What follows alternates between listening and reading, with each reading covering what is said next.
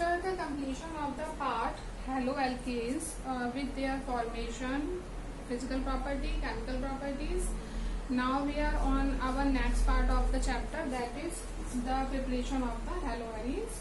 And the haloarenes can be chlorobenzene, bromobenzene, iodobenzene or the fluorobenzene.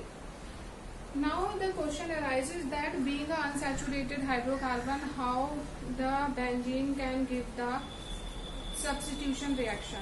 Okay, because in the formation of the haloarenes, one of the method is that in which we use the electrophilic substitution reaction. As we know that substitution reaction is given by the saturated hydrocarbon only, and unsaturated hydrocarbons give the addition reaction. But here the benzene is giving the substitution reaction. That is the characteristic property of the saturated hydrocarbon. So how it is possible? It is possible due to the resonating nature of the benzene. Resonance structure जो है benzene की, उसकी वजह से ये possible है.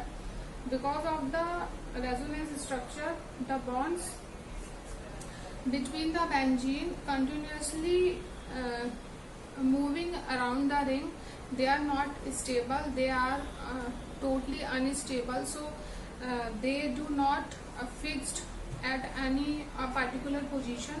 That is why benzene can also give the substitution reaction like other saturated hydrocarbons. Okay, so these are our kind of examples of haloarenes. It is a resonating structure of the benzene in which the bonds are not similar, they are continuously changing their position. Now the first method for the preparation of the haloarenes is from benzene, or we can say that it comes under unsaturated hydrocarbon. So from unsaturated hydrocarbon, or we are preparing it by the electrophilic substitution reaction, so we can also say that. So any of the three we can say. Now when the benzene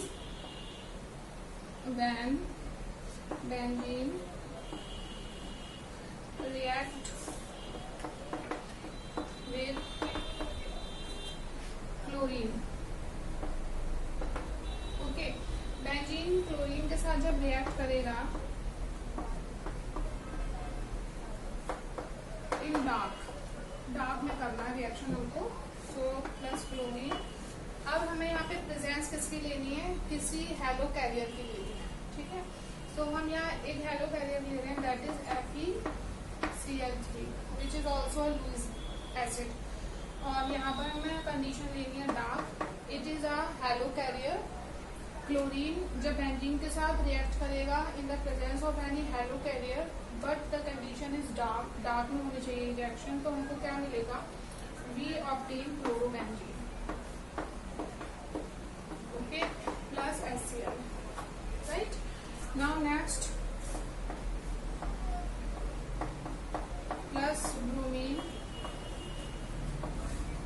and FeBr3, और ये भी हमको dark में reaction कराना है. तो हमें यहाँ क्या मिल जाएगा? That is bromobenzene plus HBr. So this is what? This is a electrophilic substitution reaction. Although the mechanism of this reaction is not in our syllabus, लेकिन एक बार समझने के लिए हम देख लेते हैं कि इसकी मैकेनिज्म क्या है और कहाँ से ये इलेक्ट्रोफाइल इधर जनरेट हुआ है. ठीक है, हम देखते हैं एक बार इसको. One more thing to tell you about before the mechanism, that is कि हम आइडोबेंजीन को सिंपली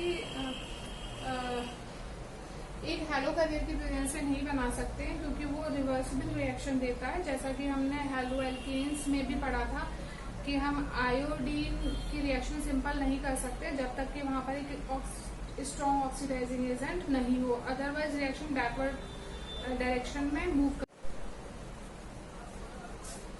अगर हम मैकेनिज्म की बात करें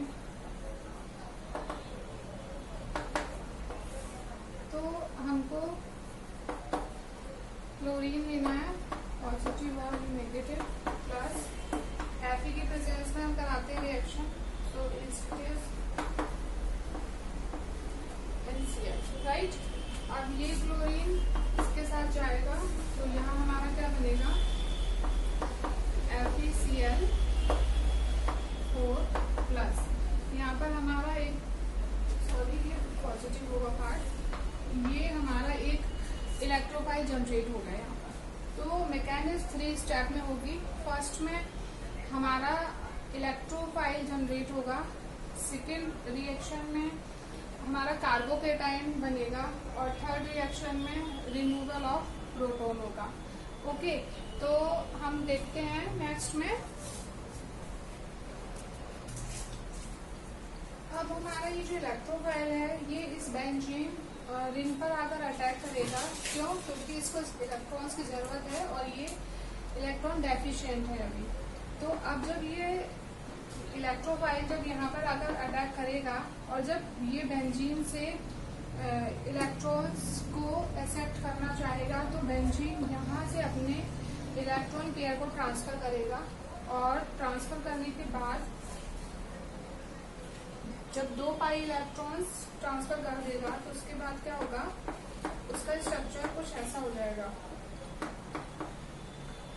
ओके, यहाँ 2 इलेक्ट्रॉन, यहाँ पार्शियल नेगेटिव और ये पार्शियल पॉजिटिवली चार्ज हो जाएगा प्लस प्रोटॉन। अब ये इलेक्ट्रोफाइल इन इलेक्ट्रॉन्स को यहाँ से एक्सेप्ट करेगा। ओके, अब ये क्लोरीन के इलेक्ट्रॉन को एक्सेप्ट कर लिया और करके यहाँ पर आकर अटैच हो गया। अब ये जो पॉजिटिव चार्ज की वजह से ये जो हमारा स्पीशीज फॉर्म हुआ ये हमारा carbocation. Okay, it is carbocation. अब इस पॉजिटिव चार्ज को बेंजीन रिमूव करना चाहेगा, इसे हटाना चाहेगा और फिर से ये एक फ्री एलिमेंट होना चाहेगा, ना तो उसके पास पॉजिटिव चार्ज हो ना उसके पास नेगेटिव चार्ज हो। तो अपने इस हाइड्रोजन को यहाँ से रिमूव करेगा और उसके लिए वो क्या करेगा, ये जो हाइड्रोजन है ये इलेक्ट्रॉन्स को लेकर क्या हो जाएगा, यहाँ से रिमूव हो जाएगा। तो हमारा जो कंपाउंड बनेगा वो अब क्या बनेगा, दैट इज ये स्टेप हुआ हमारा removal of hydrogen. Okay, removal of hydrogen या प्रोटॉन जो हुआ H+, तो ये हमारा कंपाउंड बना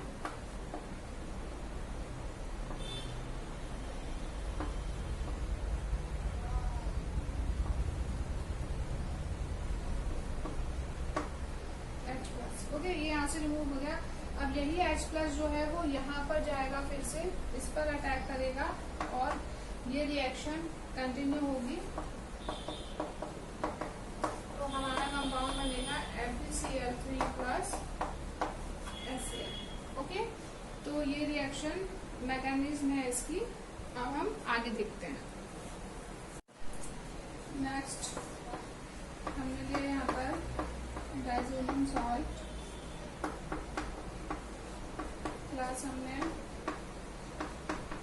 फ्लोरोबोरिक एसिड यहाँ पर लिया और इसको वार्म कराया।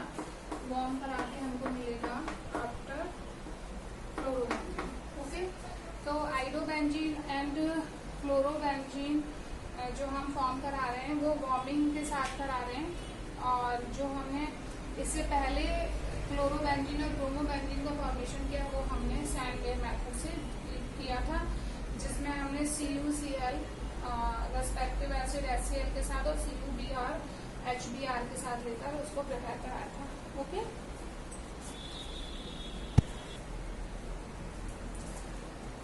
तो अभी तक हमने हेलोएरीन्स के प्रिपरेशन में क्या किया, हमने लिया बेंजीन को और इसको हमने क्लोरीन के साथ फुल क्लोरीन की प्रेजेंस ली इसमें और हमने मिनरल एसिड लिया NaNO2 प्लस HCl और हमको जो प्रोडक्ट मिला हमारा वो मिला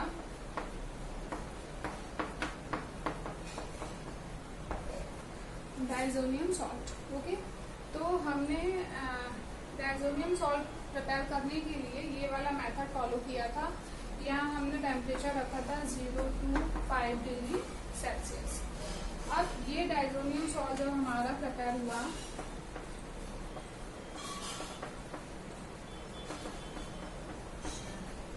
उसके बाद हमने इससे प्रिपरेशन की CuCl HCl की प्रेजेंस रखी, फिर CuCl HBr की प्रेजेंस रखी। ठीक है, तो हमको प्रोडक्ट मिला था, यहाँ पर मिल गया था हमको chlorobenzene and here we just obtained that is bromobenzene, right? So we did this much earlier. Now we will see that what will happen if we just use copper powder with HCl and again copper powder with HBr. Again we will get the same products, that is chlorobenzene, and here we will get bromobenzene. Okay, so same product we are getting from the diazonium salt, but the presence is different now.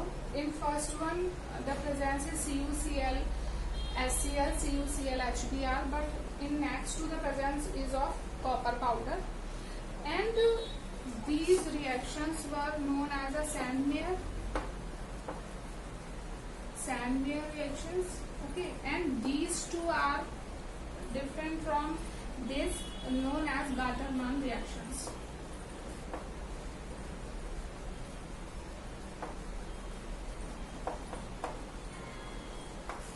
Okay, तो हम ये ध्यान रखेंगे कि जब हम इनको replace करके कॉपर पाउडर यूज करके इन्हीं प्रोडक्ट को सेम बनाएंगे हेलो एरीन्स में, जो क्लोरोबेंजीन और ब्रोमोबेंजीन ही होगा, तब हम इन रिएक्शंस को सैंडमेयर रिएक्शंस ना बोलकर गाटरमैन रिएक्शंस के नाम से जानेंगे। यहाँ पर हमारा प्रिपरेशन खत्म होता है इसका हेलो एरीन्स का। अब हम फिजिकल प्रॉपर्टी की तरफ चलेंगे। We will go for the physical properties of the halo arenes, right? So thank you for today. Take care and do preparation and learning also. Okay. Now after the first preparation method, that is from the electrophilic substitution, we are on our next method, जिसमें हम diazonium salt से hello arenes की preparation करेंगे। ठीक है, तो इसमें हमने ये एक डाइजोनियम सॉल्ट को हम कैसे प्रिपेयर करेंगे, हमने उसको लिखा है कि जब हम प्राइमरी एरोमेटिक एरीन्स को रिएक्ट कराएंगे मिनरल एसिड के साथ 0 to 5 डिग्री सेल्सियस टेम्परेचर पर, तो हमको बेंजीन डाइजोनियम क्लोराइड मिलेगा, और इस प्रोसेस को हम डायोनाइजेशन भी बोलते हैं। ठीक है, तो हम देख लेते हैं। जब हमने यहाँ पर प्राइमरी एमीन दिया, एरोमेटिक एमीन, ठीक है, तो इसको हमने रिएक्ट कराया Na NO2+ HCl और टेम्परेचर यहाँ रखा 0 to 5 डिग्री सेल्सियस। तो हमें क्या मिलेगा, हमको डाइजोनियम सॉल्ट मिलेगा, दैट इज N2Cl। ओके, तो हमें ये मिला, और ये पार्शियल नेगेटिव और पार्शियल पॉजिटिव होगा। अब इस सॉल्ट से जो हमारा ये डाइजोनियम सॉल्ट हमको मिला है, इस सॉल्ट से हम हेलो एरीन्स का प्रिपरेशन करेंगे। तो अगर हम फर्स्ट मेथड लें तो हम ये सॉल्ट लेंगे, दैट इज Cl प्लस यहाँ पर हमने लिया presence CuCl plus HCl। Okay, तो हमारा ये जो हेलो एरीन बना, दैट इज क्लोरोबेंजीन। नेक्स्ट हमने सेकंड बनाया, ये हमने डाइजोनियम सॉल्ट लिया और हमने यहाँ पर फिर से CuBr, और यहाँ पर हमने ऐसे लिया HBr, और ये हमारा बनेगा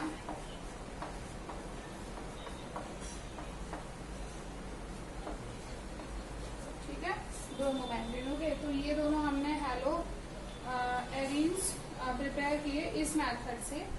और ये जो मेथड जिसमें हम मिनरल एसिड को यूज करके एलोएरीज का प्रिपरेशन कर रहे हैं with the help of diazonium salt. तो हम इसको मेथड को सैंड मेयर मेथड भी बोलते हैं। तो ये दोनों मेथड जो हमने यूज किए ये होते हैं हमारे, कहलाते हैं sand mayor method. Sand mayor method, okay. अब आयोडोबेंजीन का फॉर्मेशन इस मेथड से नहीं होता है, वो सिंपली प्रिपेयर होगा वार्म करने के बाद। तो हम उसको देख लेते हैं। तो हम देखते हैं उसको। हमने डाइजोनियम सॉल्ट ले लिया अपना N2Cl प्लस हमने हाइड्रोजन आयोडाइड लिया। अब हम इसको वार्म करेंगे। वार्म करने के बाद हमें क्या मिल जाएगा, हमको आयोडोबेंजीन मिल जाएगा, ठीक है।